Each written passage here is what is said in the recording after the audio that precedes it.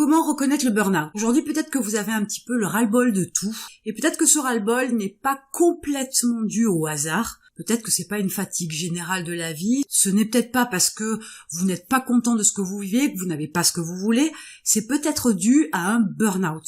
Pour reconnaître le burn-out, il va falloir vous poser quelques questions, il va falloir analyser un petit peu votre vie, votre façon de réagir, les symptômes que vous pouvez repérer. Ça va être les signaux d'alerte. Et si vous pensez que vous êtes effectivement sur cette pente-là, que vous vous dirigez doucement vers un burn-out, ou rapidement, peu importe, mais si vous sentez que c'est ça, à ce moment-là, il est grand temps de vous occuper de vous et aussi il est grand temps de changer de vie. Alors je vais vous donner quelques signaux d'alerte qui vont vous permettre, si vous les constatez dans votre vie, dans votre mode de fonctionnement, etc., de commencer à prendre conscience de ce problème, ces premiers symptômes qui mènent au burn-out, de façon à rectifier le tir immédiatement.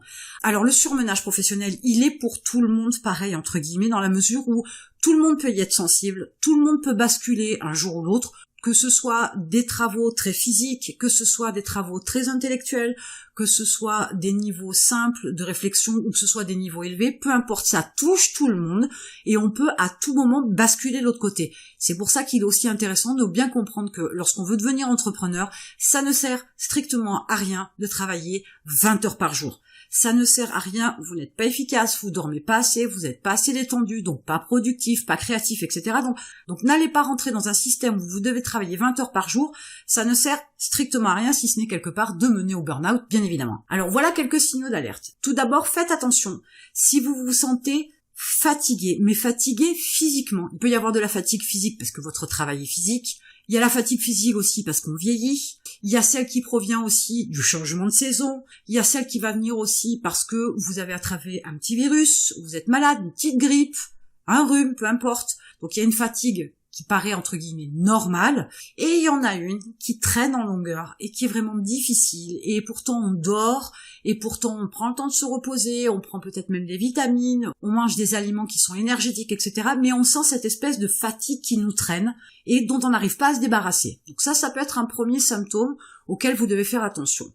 Avec cette fatigue, il peut y avoir des symptômes physiques, des manifestations physiques de stress qui vont être par exemple une mauvaise digestion, des problèmes pour s'endormir, ça peut aussi être des éruptions cutanées, du psoriasis par exemple, ça peut être tout un tas d'irritations au niveau de la peau qui peuvent être différents, donc prêtez-y attention parce que ça peut être un symptôme, ça peut être un signal d'alerte d'un excès de fatigue, d'un problème physique dû à ce surmenage professionnel. Vous pourriez par exemple aussi trouver que vous n'avez plus goût à vos activités habituelles, que ce soit le goût pour aller au sport, le goût pour avoir des activités avec vos amis, ou le goût de vous retrouver en famille. Vous sentez que vous en avez de moins en moins envie, voire plus du tout. Et dans ce cas-là aussi, ça peut être un signal d'alerte. Alors une fois de plus, je parlais de fatigue tout à l'heure. Il y a des moments où on est plus fatigué d'autres et on n'a pas envie. C'est compréhensible. Mais si vraiment ça traîne dans le temps en longueur, c'est qu'il y a forcément quelque chose qui va pas. On peut s'abstenir d'aller au sport une semaine, voire deux, parce qu'il y a eu un rhume, etc. Mais si la fatigue, elle persiste au-delà de ça, c'est qu'à un moment donné, si vous n'allez plus faire du sport, c'est qu'il y a vraiment quelque chose qui va pas. Donc, il est important de prendre soin de votre santé, parce que c'est en ménageant votre corps que vous allez aussi pouvoir ménager votre esprit. Vous avez peut-être aussi des angoisses qui vous viennent dans le fait de pouvoir atteindre vos objectifs ou d'accomplir le travail qu'on vous a demandé. Si ça devient une source de stress, d'effectuer certaines tâches, d'accomplir certaines tâches, d'atteindre certains objectifs, que vous vous sentez dépassé et que pour vous vraiment c'est quelque chose, vous n'arriverez pas à aller jusqu'au bout, là une fois de plus, si c'est pas dans votre mode de fonctionnement habituel, c'est qu'il y a quelque chose qui va pas. Donc c'est un signal d'alerte, il faut y prêter attention, il faut penser à vous écouter de temps en temps, parce que quelquefois le corps, et pour ne pas dire l'intuition, peuvent vous mettre sur des pistes pour vous indiquer qu'il y a quelque chose qui ne va pas. Donc faites-y attention, vous devez être en bonne santé pour pouvoir réussir, c'est important. Vous avez aussi peut-être l'impression que vous manquez de temps, mais à tel point que vous vous sentez débordé avec tout ce que vous devez faire, vous avez du mal à vous organiser, que ce soit au travail ou dans votre vie privée, et ou dans votre vie privée. Et à ce moment-là, là aussi c'est pareil. Ou vous prenez le temps de vous arrêter un petit peu et de remettre tout à plat, mais si vraiment vous n'y arrivez pas, c'est qu'il y a quelque chose qui va pas. Si constamment c'est une désorganisation, si constamment il vous manque des heures et des heures chaque jour pour faire tout ce que vous avez à faire et que vous faites des pas inutiles, des déplacements inutiles, que vous perdez un temps fou à faire ce que vous avez à faire, là aussi il y a quelque chose qui va pas. Je vous dis une fois de plus, si c'est habituel, dans ce cas-là il faut changer votre approche. Mais si c'est quelque chose que vous ne faites pas habituellement et qui, depuis une certaine période, est récurrent, il y a une alerte là. Prenez-la en considération. Et 2 signaux qui me semblent, moi, très importants, c'est le manque de motivation à aller travailler. Si vous n'y avez plus goût, bien évidemment, vous commencez à y aller à reculons. C'est le chien qui se mord la queue. Donc vous y allez à reculons, ça devient compliqué, ça devient pénible, ça devient difficile. Et cette contrainte-là vous pèse, et ça vous irrite, et vous avez du mal à vous endormir, etc., etc. Donc c'est un cercle vicieux. Si vraiment vous commencez à aller au travail avec difficulté, il faut changer les choses. Soit changer de travail, dans ce cas-là, si ce n'est que ça, c'est pas grave.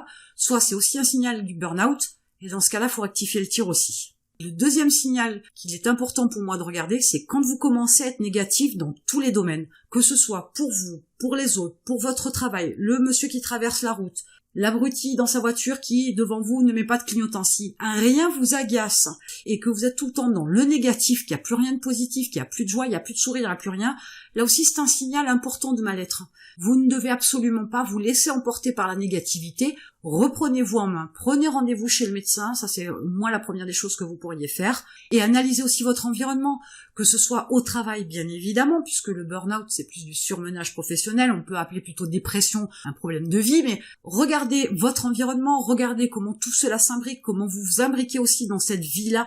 S'il y a tout un tas de choses que vous ne voulez pas et que vous voulez changer, il est temps alors à ce moment-là de travailler sur vous et d'être sur une démarche où vous allez remodifier, remodeler votre vie pour pouvoir avoir ce qui vous convient et surtout quelque chose qui ne vous fait pas rentrer ni dans le burn-out et encore moins dans la dépression. Je voulais absolument aborder ce sujet parce que autour de moi, je vois trop souvent des personnes qui travaillent 15 heures par jour, qui arrivent à la fin de la semaine, je ne dirais pas le vendredi soir, mais plutôt le samedi soir, épuisés, vidés, liquéfiés de toute force vitale, de toute créativité, etc., qui n'ont que le dimanche pour se reposer. C'est pas suffisant.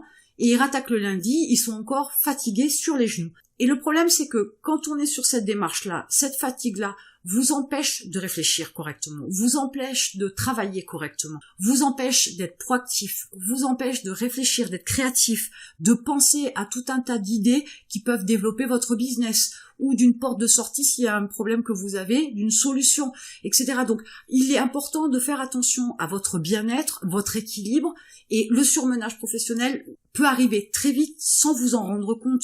Il y a une étude qui a été menée il n'y a pas très longtemps, dont je me souviens plus la source, qui expliquait que au-delà de 55 heures par semaine, on n'est plus bon à rien, un entrepreneur n'est plus bon à rien. Donc partez du principe que déjà évitez de dépasser les 55 heures, même si on est tous différents, qu'il y a des gens qui sont capables de travailler 10 heures impeccables et d'autres avec 2, ils sont à leur maximum, mais il y a aussi à prendre en considération le travail que vous faites. Il est important d'avoir une certaine motivation, d'avoir une certaine envie, d'avoir des objectifs que vous voulez atteindre. C'est avec cette passion-là, cette envie-là, cette force-là que vous avez, que vous pouvez facilement travailler 12-15 heures par jour. Sauf qu'à un moment donné, le corps a ses limites et l'esprit a ses limites. Et il ne faut absolument pas tomber ni dans le burn-out et encore moins dans la dépression. Si vous voulez réussir en tant qu'entrepreneur, vous devez être frais, dispo, alerte et en bon état de marche, si je peux me permettre l'expression, pour pouvoir accéder à vos objectifs, les atteindre et réussir dans ce que vous faites. Donc, prenez soin de vous, faites attention aux signaux d'alerte. S'il y en a quelques-uns, n'hésitez pas à consulter votre médecin. C'est important que vous soyez en bonne santé, que vous puissiez être vivant longtemps et en bonne forme pour pouvoir réussir en tant qu'entrepreneur. Et en attendant, je vous retrouve de l'autre côté.